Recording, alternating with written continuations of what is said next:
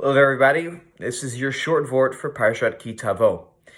Ki Tavo opens with the mitzvah of Havad Bikurim, of bringing the first fruits of the soil of the land at the time of the harvest.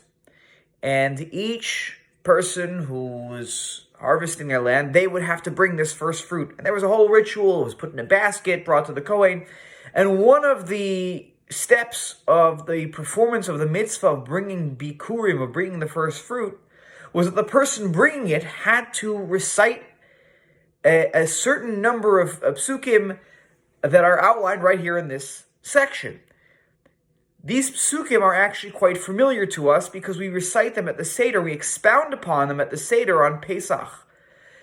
And these are this is a whole section of Arami Oved Avi Vayer Mitzrayim. My father was a wandering Aramean, and he went down to Egypt, etc., etc. This is the formulation. Now, there is an interesting Mishnah that relates to this halacha, to this law of bringing bikurim, and in particular, reciting these passages from the Torah as part of the mitzvah of bringing the bikurim. You had to say these sentences in order to fulfill the mitzvah.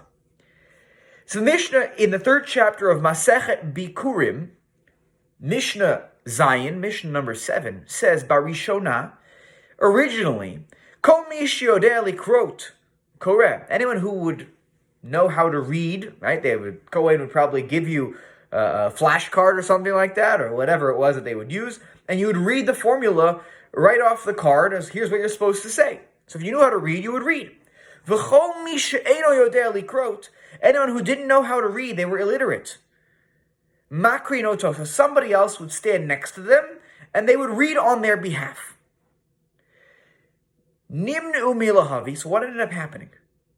People were embarrassed. They didn't want to come in front of the Kohen, in front of other people in Yerushalayim, and they didn't want to show off that they were illiterate. So people wouldn't bring their first fruits because of the embarrassment factor. So the Mishnah says, "Hitkinu shiyu makrin et mish yodeh et mish eno yodeh."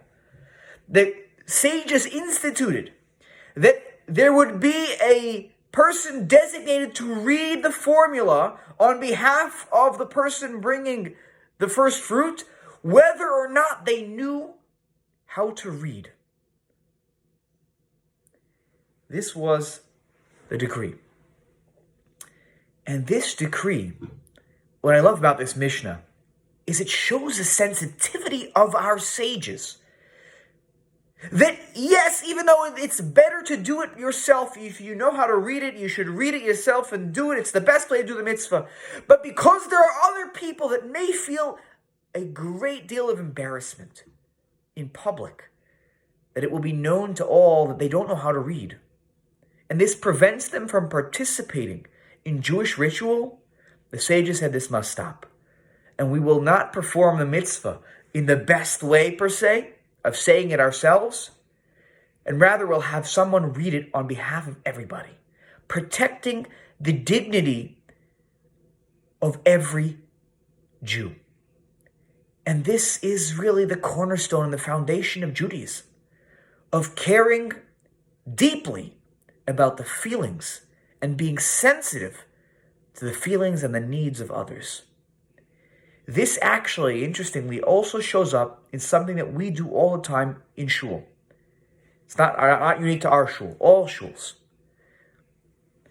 The Rosh, Rabbeinu Asher, who was a great Ashkenazi halachic mind and commentator on the Talmud from the early medieval period, he writes that today we have a minhag, he writes, many years ago, that the Shliach Tzibor, there would be a representative who would read the Torah on behalf of everybody who gets the Aliyah. Really, the person who gets the Aliyah, they should read the Torah. But the minhag became that there was always a person who would be the Torah reader. Why? In order not to embarrass those who did not know how to read the Torah. What's the source for this idea? That Mishnah in Masechet Bikurim. that those who did know and didn't know how to read, did know how to read and did not know how to read, they would all have somebody else read on their behalf to protect the dignity of all. And that custom still, again, as the Rush points out, is part of our community.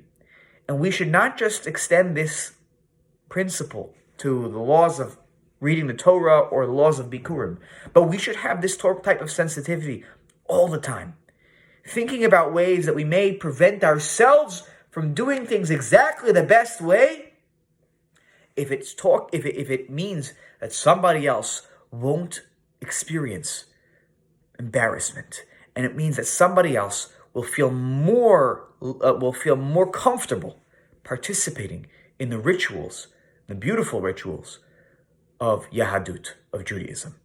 May we all succeed in being that sensitive and thinking of the needs and feelings of others. Shabbat Shalom, everybody. I'll see you in Shul.